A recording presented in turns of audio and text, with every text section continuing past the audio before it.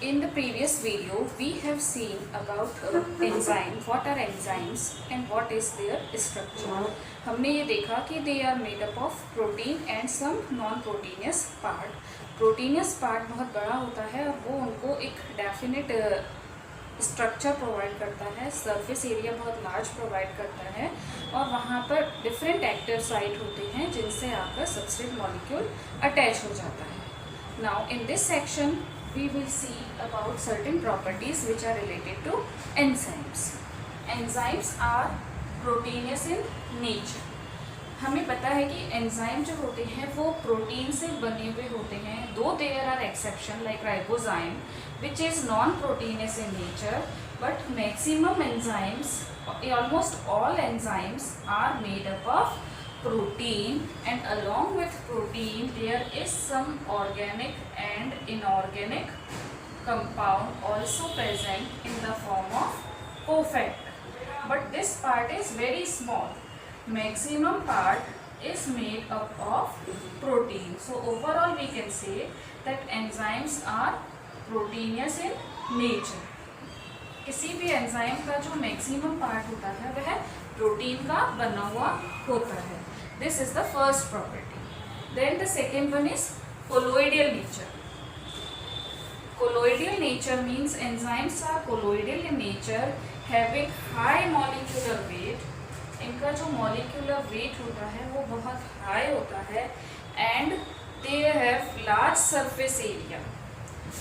कोलोइडियल जो सॉल्यूशन होते हैं उनमें लार्ज सरफेस एरिया होता है और उस लार्ज सरफेस एरिया के कारण वहाँ पर एक्टिव साइट बहुत ज़्यादा होते हैं जहाँ पर आकर सबस्ट्रेट मॉलिक्यूल बाइंड हो सकते हैं. तो this is also an adaptation for the structure of enzyme. Then the third thing is specificity. Specificity means enzymes are specific in the reaction which they catalyze. Her enzyme अपनी ही reaction पर act करता है और ये बहुत specific होती है. Generally enzyme catalyse only one reaction और वन ग्रुप और पर्टिकुलर बॉन्ड और particular isomer. That is stereospecificity, not isomer, it is stereo. The two forms of stereoisomer, that is D and L. So particular enzyme is acting on particular stereospecificity. Now first, on the basis of specificity we can divide in four categories. Number first, absolute specificity. Absolute specificity, absolute मतलब particular. तो in this case the enzymes having this specificity catalyze only one type of reaction. Catalyze only one type of reaction. सिर्फ एक ही तरह के reaction show करते हैं, वो दूसरी रिएक्शन पर एक्ट नहीं करते हैं, पर्टिकुलर होते हैं अपनी रिएक्शन के लिए. Then they are known as absolute specificity. For example, we can take urease or hydrolyze. Second is group specificity. जैसा कि नाम से पता चल रहा है, these enzymes catalyze the related specific group of substrate. The second is group specificity, and in this case, the enzyme catalyze the group of particular substrate. कोई भी सबस्ट्रेट के पर्टिकुलर ग्रुप पर एक्ट करने वाले एंजाइम ग्रुप स्पेसिफिसिटी शो करते हैं.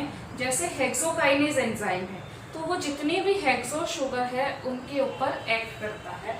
That is known age group specificity. The third category is bond specificity.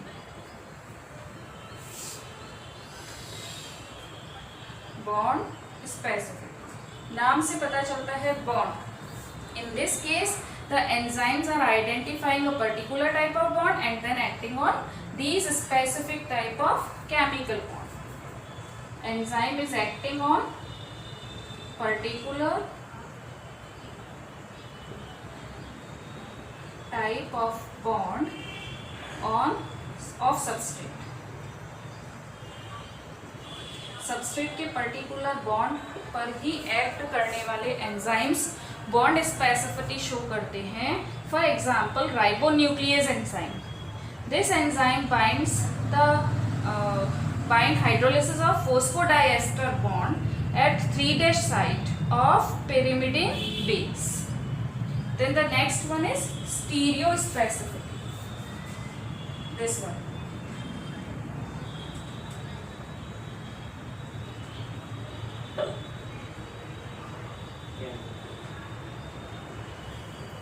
Stereospecificity means some enzyme shows specificity on stereoisomer substrate and not on other. जैसे amino acid oxidase enzyme है तो वो केवल L amino acid पर ही act करता है, D amino acid पर नहीं करता है. तो such enzyme shows specificity on particular स्टीरियोआइसोमर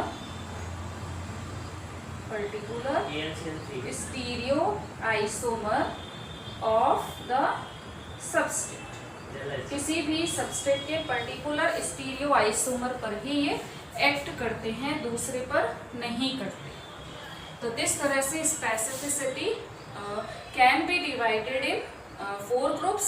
the first one is absolute, the second one is group, the third one is bond, and the fourth one is stereospecificity. Now the next property is large size. We know that enzyme size is very large because it is made up of protein which is colloidal in nature and it provides a large surface area for the substrate which helps to increase the reaction rate. हमें पता है कि जो enzymes हैं they are made up of protein और protein का होता है कोलोइडियल नेचर.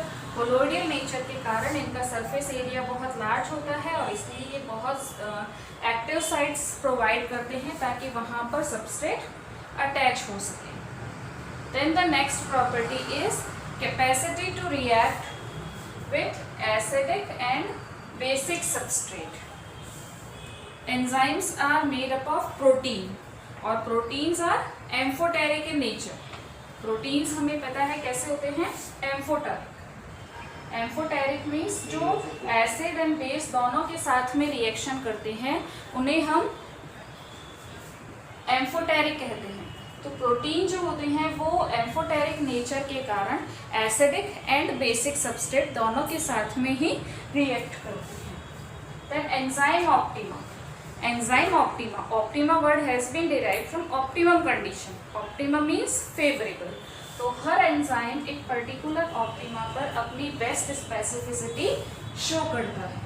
ये enzyme shows the best utility at specific condition and it generally depends on temperature, pH. It depends on temperature, pH, and concentration of substrate. Substrate की concentration पर भी ये depend करती है. Then enzyme inhibition. Next property is enzyme inhibition. Inhibition का मतलब है रुकावट या एंजाइम की जो वर्किंग है उसमें बैरियर आना. दो enzyme activity can be reduced और inhibited by certain chemicals. These chemicals are known as enzyme inhibitors. इस तरह से एंजाइम्स की हमारे पास कुछ प्रॉपर्टीज आती है. Proteinaceous nature, that is they are made up of protein. Then colloidal nature. Protein का कोलोइडियल नेचर होता है जिसके कारण लार्ज सरफेस एरिया अवेलेबल रहता है. एक्टिव साइट्स, जिसे हम एक्टिव साइट के नाम से जानते हैं, यहाँ पर सबस्ट्रेट मॉलिक्यूल अटैच हो जाता है. Then specificity. Specificity means enzymes अपनी रिएक्शन में स्पेसिफिक होते हैं. They can act on either a particular part और ग्रुप और बॉन्ड और stereoisomer. On that basis, specificity can be categorized in 4 groups: absolute specificity, then group specificity, then bond specificity, and stereo specificity. Then the next one is large size. Enzymes का large size होता है क्योंकि protein जो होते हैं वो colloidal होते हैं, तो large size. Then capacity to react with acidic and basic substrate, क्योंकि एंजाइम्स का एम्फोटेरिक नेचर होता है तो ये दोनों से रिएक्ट करते हैं और इसलिए ये एम्फोटेरिक नेचर के होते हैं। Then enzyme optima means they are performing best at a particular temperature or pH or concentration of substance, and that is known as enzyme optima. This varies for different enzymes at different category. Then enzyme inhibition, there are certain chemicals which are inhibiting the activity of enzymes that are known as enzyme inhibitors.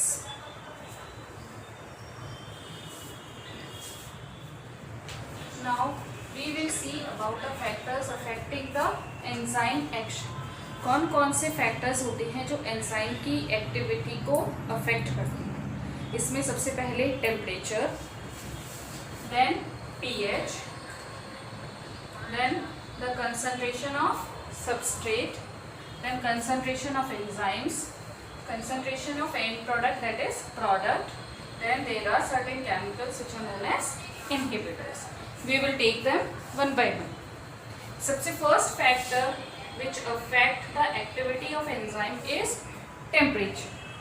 Enzymes are proteinous in nature and hence are extremely sensitive to temperature. All the enzymes are very sensitive. एक particular temperature पर वो अपनी activity को maximum show करते हैं and generally it is between 20 to 30 और 35 degree Celsius. इस temperature पर सारे एंजाइम्स अपनी एक्टिविटी बहुत अच्छे से शो करते हैं और मैक्सिमम आउटपुट देते हैं. एक लिमिटेड रेंज में यदि हम टेम्परेचर को 10 डिग्री इंक्रीज करें तो उस केस में हमारी जो रेट ऑफ रिएक्शन है वो 2 to 2.5 टाइम्स इंक्रीज हो सकती है, पर ये एक पर्टिकुलर रेंज में ही होता है. इससे एक्सीड करने पर किसी भी तरह का कोई भी चेंज नहीं होता है. इनफैक्ट हमारी जो रिएक्शन है वो रुक जाती है क्योंकि हाई टेम्परेचर पर एंजाइम डीनेचर्ड हो जाते हैं. हाई टेम्परेचर पर enzyme get denatured. Denatured means enzyme proteins के बने हुए होते हैं जो अमीनो एसिड से बनते हैं, तो अमीनो एसिड की जो स्ट्रक्चर है वो चेंज हो जाती है. Because of this at high temperature that is about 35 degree denaturization of protein starts and the enzyme activity is reduced. और इससे भी ज़्यादा हाई टेम्परेचर होने पर हमारी जो रिएक्शन है वो रुक जाएगी, it will stop. So the temperature at which the reaction is maximum, जिस टेम्परेचर पर रिएक्शन मैक्सिमम होती है that is known as optimum temperature. इसे हम बोलेंगे optimum temperature, means this is the most favourable temperature. Now the second factor which affect the enzyme activity is pH. pH means hydrogen ion concentration. All the enzymes are sensitive to pH of the medium. Generally they show their best output in the pH range of 5 to 7.5. इससे कम या इससे ज़्यादा होने पर the enzyme activity is affected. इससे ज़्यादा और इससे कम होने पर एंजाइम की एक्टिविटी रिड्यूस हो सकती है. Then the third category is concentration of substrate. Substrate की concentration जो होती है वो मिनिमम, मैक्सिमम या ऑप्टिमम हो सकती है. अगर सबस्ट्रेट की कंसंट्रेशन मिनिमम है यानी ज़रूरत से ज़्यादा कम है तो उस केस में enzyme activity will be reduced. वहाँ पर एंजाइम की जो एक्टिविटी होगी वो कम होगी. और जैसे जैसे हम सबस्ट्रेट की concentration, now the next factor which is affecting the enzyme action is concentration of substrate. Concentration of substrate means substrate हमारे पास 3 केस में हो सकता है, मिनिमम और इट कैन बी ऑप्टिमम और इट कैन बी मैक्सिमम. अगर substrate हमारे पास minimum है तो उस केस में एक्टिव साइट एंजाइम के पास ज़्यादा अवेलेबल है बट सबस्ट्रेट नहीं है तो rate of reaction will be reduced, क्योंकि हमारे पास वो सबस्ट्रेट ही नहीं है जिस पर एंजाइम एक्ट करे.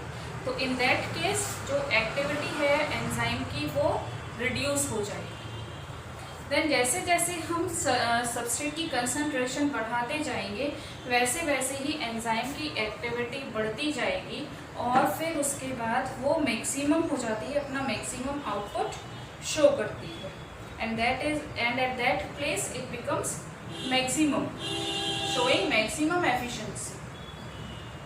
और उसके बाद हम कितना भी सबस्ट्रेट बढ़ा दें उस पर कोई फर्क नहीं पड़ेगा, एक पर्टिकुलर रेंज पर ही एंजाइम की एक्टिविटी मैक्सिमम रहती है। Now the next factor is concentration of enzyme. जिस तरह से कंसंट्रेशन ऑफ सबस्ट्रेट बढ़ने पर बढ़ता है उसी तरह से एंजाइम की जो एक्टिविटी है वो भी बढ़ने पर रेट ऑफ रिएक्शन बढ़ती है, क्योंकि ज़्यादा एंजाइम रहेंगे दैट मीन्स हमारे पास active site will be available more in number. और जैसे जैसे ये एक्टिव साइट यूजअप होती जाएगी तो एक डेफिनेट स्टेज पर पहुंचने के बाद हमारे पास और सबस्ट्रेट नहीं रहेगा इन एक्टिव साइट से बाइंड होने के लिए। फिर हमारी जो रिएक्शन की जो रेट है वो स्टेबल हो जाती है और फिर उसके बाद डिक्रीज होना स्टार्ट हो जाती है। Now the next is concentration of end product. Concentration of end product means increase in concentration of end product causes decrease in enzyme activity. Concentration increase होने पर decrease in end product. End product में कमी आती है. This decrease may reach to a stage of equilibrium where the enzyme activity becomes zero. और उसके बाद में और उनमें कोई भी रिएक्शन नहीं होती है। Then the next is enzyme inhibitor. Inhibitor means which are inhibiting the reaction. They are also known as poison. They makes the enzyme unavailable and non-functional. Enzyme inhibitor का दो काम होता है, एक तो ये एंजाइम को अनअवेलेबल बता देते हैं और दूसरा अगर एंजाइम प्रेजेंट है तो उसको नॉन फंक्शनल बना देंगे और उस कारण से हमारी रिएक्शन आगे प्रोसीड नहीं करेगी। It can be divided into category that is competitive and non competitive. Competitive नाम से पता चल रहा है कि compete with the substrate. Enzyme substrate के साथ रिएक्शन कर रहे हैं और उस सबस्ट्रेट के जैसा ही कोई दूसरा कंपाउंड हमारे पास आ जाता है और एंजाइम उसे ही सबस्ट्रेट समझकर उसके साथ रिएक्शन कर देते हैं, तो it creates a sort of competition.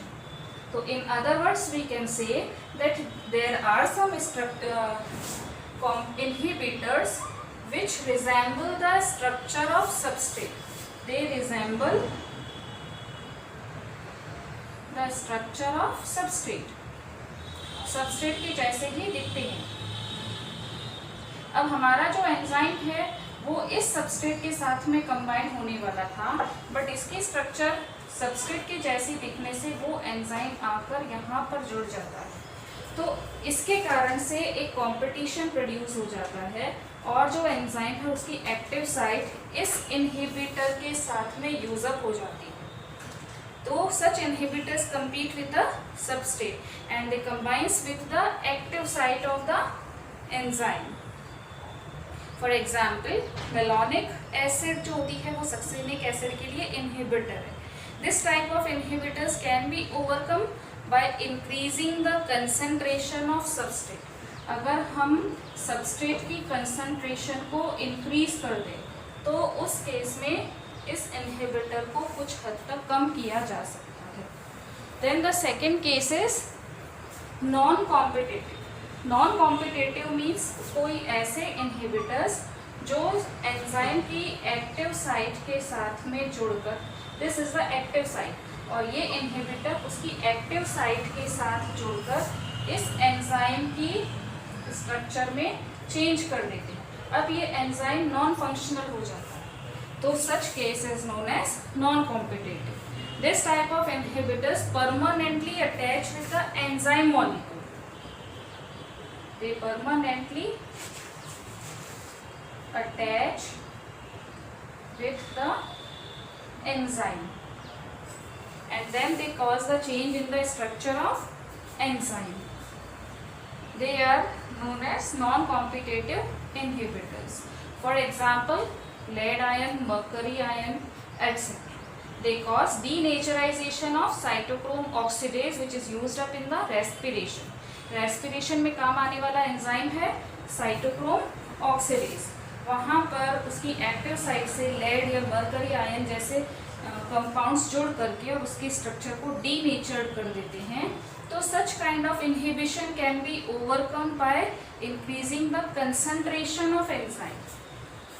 By increasing the concentration of enzyme. अगर एंजाइम की कंसंट्रेशन को हम बढ़ा देते हैं तो इस तरह की जो भी नॉन कॉम्पिटिटिव इनहिबिशन होता है उसको हम ओवरकम कर सकते हैं.